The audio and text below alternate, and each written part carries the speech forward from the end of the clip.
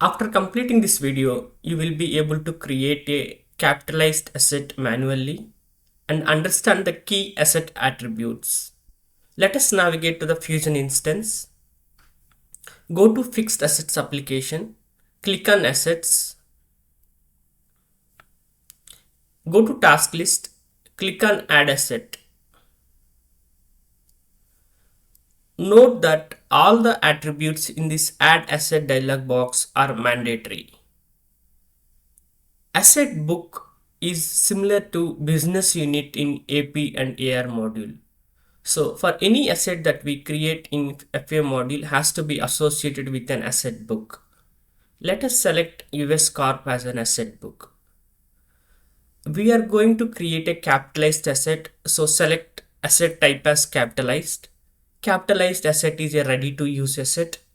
The other possible values are CAP, which means construction in progress asset.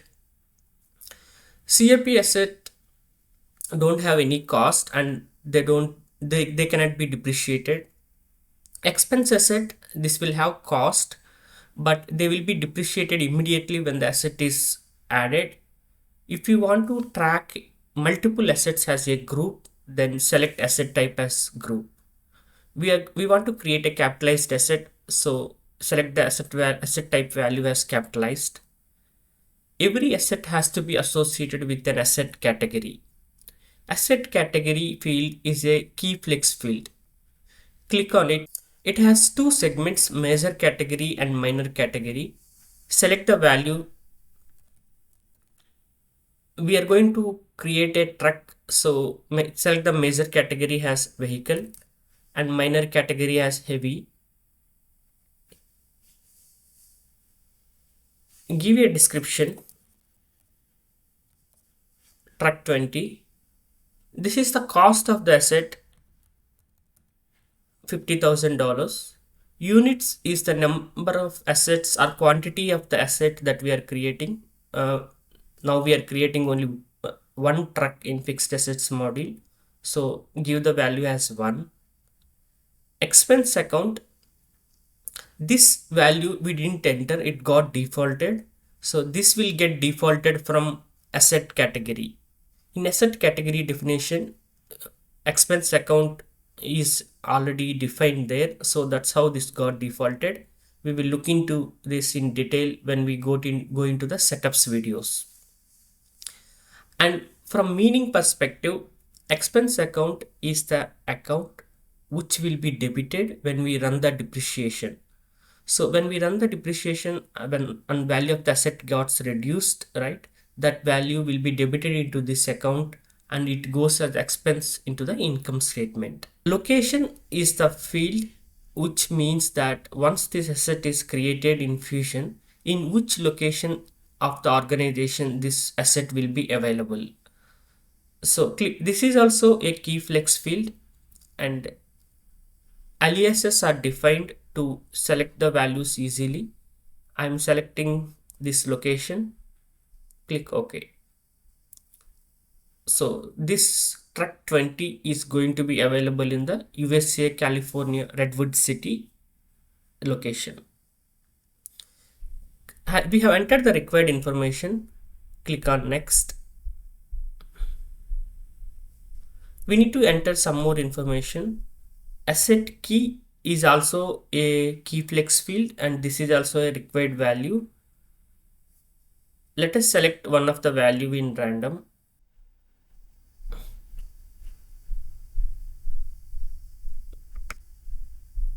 This is the period. We are creating the asset in December 25 period, and approval status is not required. So for some assets approval might be required. This is a setup at asset category level. For vehicle and heavy category, approvals are not required, so it came as not required. Let us save it and submit. Now asset has been created successfully. Let us query our asset. Go to inquire assets, change the book as US Corp as we have created the asset under US Corp asset book, give the category,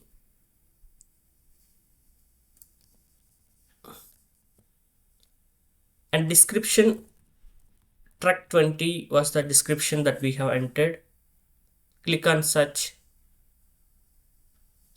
So now we can see the asset that we have created, and a number got assigned automatically, asset number 113014 with description truck 20. And it has multiple tabs. Let's understand one after other. And in financial tab, it will have all the information related to the value of the asset, life of the asset, when it is placed in the service, right? And depreciation methods, prorate conventions.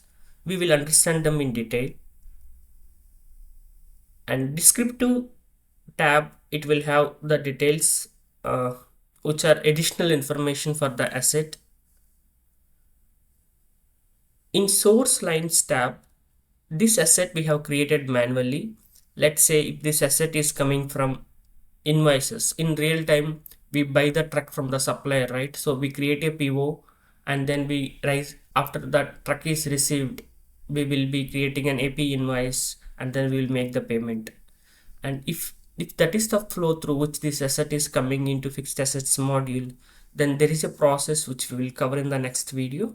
And if there is an AP invoice associated to this fixed asset, those invoice details, invoice number, invoice line, line amount, supplier name, supplier number, all these details will get populated.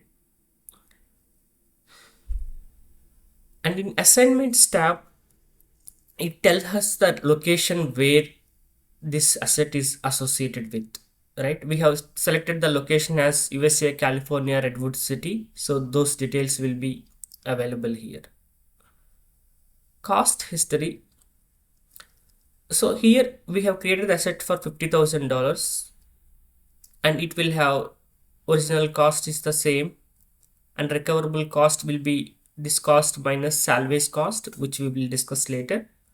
And let's say if you run revaluation for this asset down the line, and if this cost gets decreased, right, then you will have one more entry here. It will track all the history of the cost of the asset. Going to the depreciation, right now we don't have any data here because we have just created that asset and we have not run the depreciation. When we run the depreciation, we will have the depreciation amount details populated over here. And transactions, here this tracks all the transactions that happened on the asset. We have created as transfer in. This will be for any asset that we created, we will have one entry with transaction type as transfer in. And after asset is successfully created, we will have a one entry with transaction type as asset. Let's say down the line, if we perform revaluation on this asset, we will have one more entry. Let's say if we transfer this asset from one location to another location, we will have an entry here. If you retain this asset, we will have one entry here. Now let us switch to the financials tab and understand few of the attributes in detail. Right? Is the cost that we entered while creating the asset, and current cost will be if we run the revaluation for this asset, and if cost gets changed, that cost will be displayed here. Right now we didn't run any revaluation, so current cost will be same as the original cost. And net book value. So later if you run the depreciation for this asset, there like some value will get depreciated. Net book value will be original cost minus depreciated value as of today. Right now we didn't run any depreciation for this asset, so net book value is same as the original cost. Salvage value, this is the value of the asset when asset gets retired. So for this asset, if you see here, life in years is 10 years 0 months, so its life is 10 years. So we have to keep depreciating this asset for 10 years. After 10 years, what is the value of the asset? Let's say we bought truck, right? This truck will not have zero value after 10 years. If you resell it after 10 years, it will have some value, right? That is the value that will be populated in the salvage value. And this will get derived based on the setups in the asset category. Recoverable cost is nothing but original cost minus salvage value. Original cost is the 50,000 and salvage value is 7,500. So recoverable cost is 42,500. Depreciable base amount, this is also same as original cost minus salvage value. And when we start depreciating this asset, this is the base value which is used to derive the depreciation amount for each month or quarter or yearly, right? Based on the depreciation method and its period, how depreciation runs, it uses this amount to calculate the depreciation. And depreciation reserve, this field shows the total value of the asset that got depreciated from the date it placed in the service till today.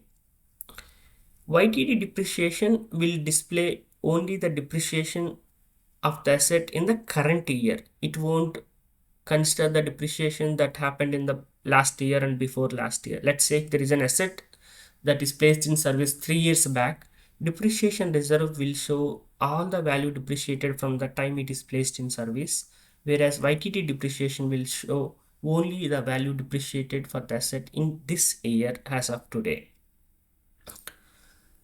And we have few fields, depreciation method and prorate convention.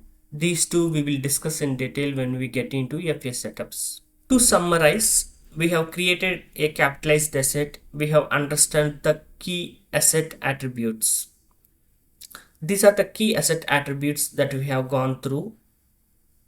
In the next video, we will run the depreciation for this asset in the draft mode and in final mode.